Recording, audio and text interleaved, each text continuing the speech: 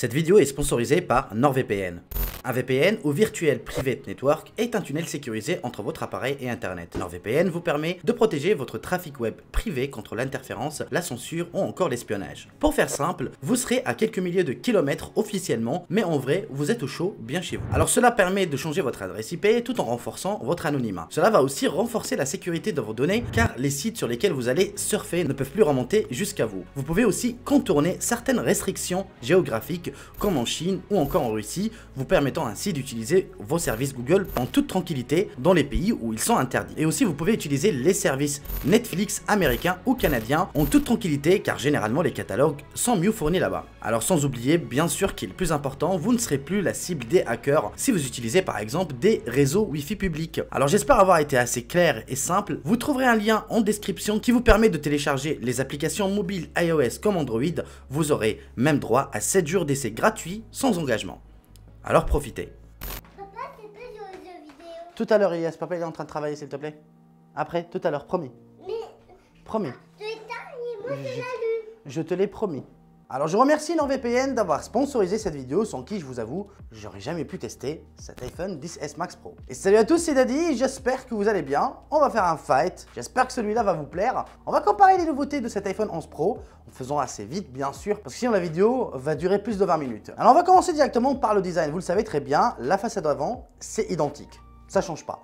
La façade arrière, là on a 2-3 petits trucs qui changent par rapport à l'ancien modèle. Déjà pour commencer, on n'a plus double capteur photo, on a un triple capteur photo. Donc on a l'apparition du super grand angle. Après pour la qualité, je vous laisserai juger par vous-même tout à l'heure au milieu de la vidéo. Alors le deuxième point, ça reste la colorimétrie. Si vous vous rappelez bien, le 10S comme le 10S Max proposait 3 couleurs. On avait le blond, on avait le gris sidéral et on avait le gold. Cette année, on a exactement les 3 mêmes couleurs, mais il s'accompagne d'un vert nuit. Alors c'est la nouvelle couleur de Apple. Perso, j'ai apprécié. Je ne sais pas si certains parmi vous ont déjà acheté l'iPhone 11 Pro ou Pro Max. Bah dites-moi quelle couleur vous avez choisi. Ça m'intéresse. Et le troisième élément, bien sûr, c'est le traitement de verre. Bon, Apple l'annonce comme le verre le plus résistant au monde. Vous connaissez très bien ma devise dessus. Ils ont déjà annoncé ça avec l'iPhone XS Max et je vous avoue qu'il est complètement rayé au dos. Et l'iPhone 11 Pro Max commence à faire pareil. Alors personnellement, je vous conseille fortement de mettre une coque ou un skin. Je vous conseille personnellement. Reno Shield, il propose pour moi les meilleures coques du marché. Vous avez le choix à mettre un skin par exemple, plus un bumper et un écran de protection. Ou sinon, si vous souhaitez vraiment la protection au maximum, bah à ce moment, vous mettez une coque comme la Cache Guardian. Ça va protéger votre smartphone contre les chutes et aussi, ça vous permet aussi d'éviter les rayures et tous ces problèmes. Alors, je vous mets mon lien dans la description. Vous avez moins de 10% dans toute la boutique avec le code DETECH. Voilà, c'est simple, faites-vous plaisir. Sans revenir à l'histoire de ce verre, bon, on a un verre plus mat, il est moins brillant, voilà, contrairement au 10S Max. Je ne sais pas, par exemple, dans la couleur gold, je préférais celle du 10S Max par rapport au 11 Pro Max, par exemple, ou 11 Pro, vous l'avez compris. Je préférais nettement l'ancienne couleur. Voilà, ça dépendra de toute façon de vos goûts, vous me direz, mais le verre nuit, c'est vrai qu'elle est sympa. Alors, parmi aussi les nouveautés de l'iPhone, vous avez soi-disant un nouvel écran qui est XDR, Dolby Vision, HDR10 sur l'iPhone 11 Pro Max et sur l'ancien iPhone, vous le savez, vous avez aussi un écran OLED 6,5 pouces.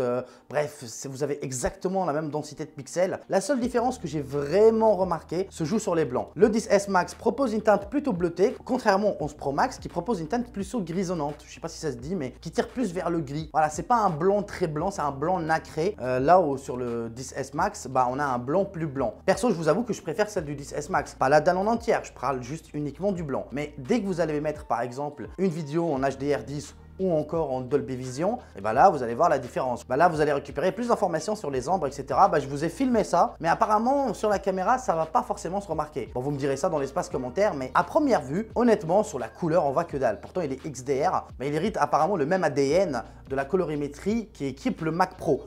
Et franchement, je vois pas la différence avec le 10S Max. En toute honnêteté, les couleurs sont kiff-kiff, mis à part pour les blancs, comme je l'ai bien expliqué. Malheureusement, il y a un petit truc que je trouve plutôt négatif dessus, c'est qu'il y a la disparition du 3D Touch. Je sais, je suis le premier à pas forcément apprécier 3D Touch, parce que je trouvais qu'il servait pas forcément à grand chose, mis à part dans le clavier. Bah malheureusement, maintenant, je trouve qu'il servait beaucoup trop même, mais toujours sur le clavier. Parce que maintenant, c'est simulé de façon logicielle et c'est mal foutu. Bon, après, c'est très subjectif ce que je dis, hein. Encore une fois, hein, vous allez sans doute vous y habituer. Mais j'avoue que j'ai un peu de mal et que j'avais surkiffé l'iPhone XS Max à cause de ça. Je suis nul en français, tout le monde le sait. C'est plus un secret pour personne. Donc ça m'aidait pas mal quand je voyais que je faisais une erreur, etc. J'avais juste à faire un petit appui lent et aller chercher mon mot là où il y a une petite connerie. Voilà, vous avez compris. C'est plus le cas, malheureusement, vous êtes obligé d'aller le chercher vous-même et appuyer, faire simuler ça de façon logicielle, c'est mal foutu, je vous le dis honnêtement. Alors Apple avait aussi annoncé une amélioration de 30%, plus rapide, avec des meilleurs angles de vision. Et bien sûr, je fais allusion au Face ID. Et bien, je vous confirme aujourd'hui que c'est archi faux, parce que même sur l'iPhone XS Max, depuis la mise à jour de iOS 13, et ben, c'est identique en termes de vitesse et en termes d'angle. Voilà, je vous le confirme personnellement. J'ai fait le test avec les deux. Vous le voyez bien, c'est un iPhone XS Max et là, c'est bien un iPhone 11 Pro Max. Alors, je vous ai fait bien sûr les plans pour voir par vous-même. C'est identique. Il n'y a absolument pas de différence. Ceci dit, je ne sais pas, parce que moi, je ne suis pas très bon en anglais, je ne sais pas si ces pseudo 30% de rapidité étaient jugés selon iOS 13 ou sur le plan matériel. Donc, si c'était vraiment matériel, alors c'est archi faux. Voilà, c'est ce que j'ai envie de vous dire. Mais de toute façon, ça marchait très bien. Donc, voilà, sur l'iPhone XS Max, c'était déjà très rapide. Et ça arrivait déjà à déverrouiller beaucoup mieux que l'iPhone 10, vous l'avez compris. Là, ils ont annoncé 30%, plus d'angle de vision. Perso, je vous le dis, c'est faux. C'est archi faux. Voilà, rien n'a changé. Bref, donc en dehors de l'écran et du manque de 3D Touch que je trouve malheureux, malheureusement, on a une nouvelle puce qui est la puce Bionic A13. Contrairement à la A12, alors les deux puces sont gravées sur 7 nanomètres, mais apparemment celle-ci est beaucoup plus puissante. Mais en réalité, c'est-à-dire depuis iOS 13, bon, je vous avoue que sur iOS 12, j'avais vraiment remarqué la différence, hein, parce que celui-là était sous iOS 13 et j'avais pas encore mis à jour l'iPhone. On constatait quand même des latences, etc. sur l'ancien iPhone. Mais avec la mise à jour, en toute honnêteté, je vois aucune différence entre les deux puces. Ils sont tellement fluides. Honnêtement, vous avez 4 Go de RAM sur les deux en plus, donc ça gère super bien la gestion des RAM sur les deux smartphones. Les applications s'ouvrent quasiment à la même vitesse. Vous n'allez pas forcément voir la différence en toute honnêteté. Ceci dit, je pense que sur la durabilité, je pense que la puce A13 aura plus de mises à jour que la puce A12. C'est normal, c'est plus puissant, ça servira à un moment ou à un autre. Mais à l'heure actuelle, si vous partez du principe que vous allez garder votre iPhone 2-3 ans maximum, A12, A13, pas de différence. Je suis certain que vous n'allez pas le voir même d'ici 3 ans. Bien sûr, vous l'avez compris, ce n'est pas une critique. Ça veut dire que la A12 déjà était beaucoup plus en avance dans son temps. C'est-à-dire jusqu'à présent, elle reste la puce la plus puissante du marché. Plus puissante que ceux d'Android. Hein. Et ça, je vous le confirme, hein, je vous le dis honnêtement. Franchement, ça tourne super bien, mais hyper bien. Sous iOS 13, c'est encore un truc de malade. Voilà, c'est dur à expliquer, mais franchement, c'est bien foutu. C'est tout ce que j'ai envie de vous dire. C'est-à-dire, si vous êtes sur le 10S Max et vous voulez changer pour ça, vous n'allez pas voir de différence, mais absolument pas. Parce que déjà, les smartphones sont trop puissants et il n'y a pas vraiment d'application qui va vraiment exploiter cette puissance. Peut-être pour l'iPad, mais là, on est loin. On ne parle pas d'iPad, on parle de smartphone. Je ne sais pas si vous avez remarqué, on a même parlé un petit peu du soft sans vraiment parler du soft, mais pour dire, voilà, on a exactement le même software, on ne va pas vraiment les comparer. Alors avant de comparer réellement la photo, sachez qu'on a un triple capteur, double capteur sur l'autre. Alors les deux capteurs principaux sont le super grand angle, sont identiques, que ce soit en termes de capteur, en termes de taille, en termes de focale, vous avez compris. Alors, il n'y a pas réellement d'amélioration sur ce point, mis à part la colorimétrie qui a un petit peu changé. Tout dépendra de votre goût. Après, je vous avoue que sur les portraits, je trouve que le 10S Max s'en sortait beaucoup mieux, mais vraiment beaucoup mieux. Le détourage était quasi parfait. Par contre, on constate quand même un meilleur piqué sur le nouveau iPhone. Grâce à la nouvelle mise à jour de iOS 13.2, personnellement, je ne l'ai pas encore mis parce que c'est une bêta, mais mon pote Cédric Boukaya m'a envoyé quelques photos en Depth Fusion. Alors, pour faire court, Depth Fusion fusionne 9 expositions à l'échelle du pixel, dont 8 qui ont été calquées avant même avoir appuyé sur le déclencheur. Alors 4 courtes sous-expositions au détail mieux définies, 4 secondaires, la prise de vue principale a une exposition plus longue et légèrement surexposée, celle-là qui permet de récupérer des détails dans les ombres. Alors pour faire court, ça fait mouliner bien sûr le machine learning plus une puce qui est intégrée à la puce A13 Bionic. Vous l'avez compris, normalement c'est quelque chose qui est vraiment exceptionnellement sur l'iPhone. Normalement, ça va sans doute être copié chez Android très bientôt. Rappelez-vous de mes mots, parce qu'apparemment, c'est un procédé qui a l'air plutôt assez extraordinaire.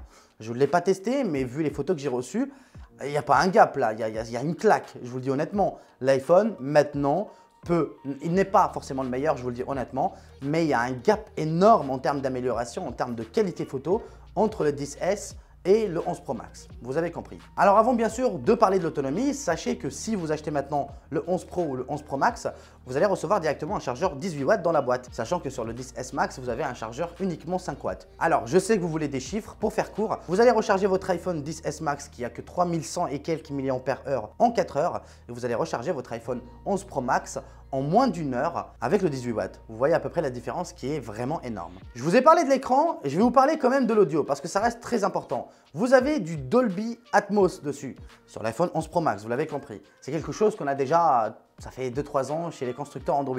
Par contre, sur l'iPhone, je vous jure que j'ai jamais eu une expérience aussi exceptionnelle et équilibrée en termes Dolby Atmos. Le son est précis, c'est puissant. Vous avez une clarté exceptionnelle. Le médium, il est vraiment très bon. C'est vrai que ça manque un petit peu de grave, mais c'est pas très grave. Franchement, au fond, on a vraiment un son exceptionnellement bien équilibré. Contrairement à l'iPhone XS Max qui était à la base très bon l'année dernière, mais malheureusement l'arrivée de ce smartphone et en les utilisant exactement en même temps, on ressent quand même cette petite différence entre le Dolby Atmos et un système stéréo complètement basique. Alors il y a aussi une petite nouveauté bien sûr, c'est que vous avez le nouveau capteur à l'avant qui vous permet de choper des slow-fi. Pour faire court, les slow-fi, c'est des petites vidéos en ralenti pendant quelques secondes ou pendant la durée que vous souhaitez. Voilà, c'est mignon, c'est très gadget. Voilà, je suis certain qu'il y a plein de constructeurs qui vont le refaire. Mais perso, voilà, c'était quand même une nouveauté à noter qu'on n'a pas sur l'iPhone XS Max. Alors pour finir cette vidéo, il est temps de vous donner mon jugement final. Pour être honnête avec vous, j'ai comme l'impression que le XS est une version bridée du 11 Pro. Ça veut dire qu'ils auraient pu faire exactement ce smartphone l'année dernière. Donc, pour se le dire honnêtement, il n'y a pas eu autant d'améliorations que ça. Si vous réfléchissez bien à la question, on espérait juste plus d'autonomie, un troisième capteur photo. Et Apple l'ont fait. Donc au final, est-ce qu'on est vraiment sur un nouveau smartphone ou pas? Je vous laisse en juger. Allez, à très vite. Adios.